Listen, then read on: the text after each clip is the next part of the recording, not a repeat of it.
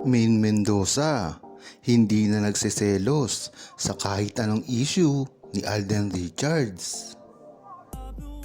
Marahil ay tapos na nga stage ng selosan si Main Mendoza at Alden Richards. Marami na rin kasi silang napatunayan itong mga nakaraang taon.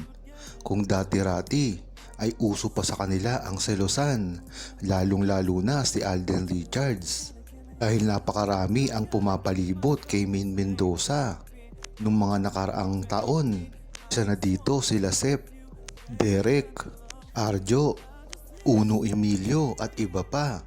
Kaya talagang makikita mo kay Alden Richards ang selos noong Kalye Serie days pa.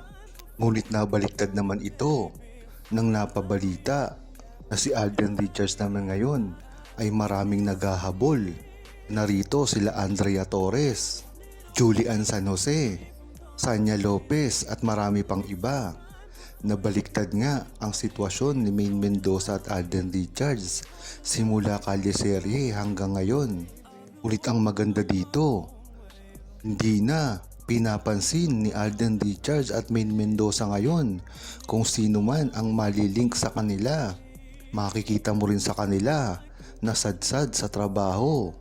At hindi na pinapansin ang mga issue na ibinabato sa kanila, lalong-lalo na ng mga bashers at ang mga gusto lang manira sa kung ano man ang meron sila ngayon, na talagang kitang-kita mo kay Main Mendoza at Alden Richards ang maturity nila.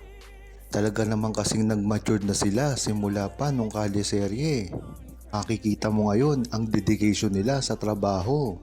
Ngunit dapat ay magbalik sila sa telebisyon na magkasama dahil lang naman talaga ang inaantay ng buong True-Blooded Aldam Nation.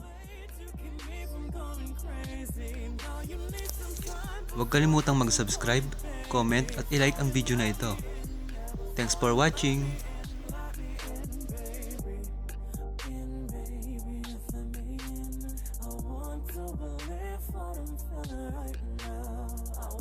You to see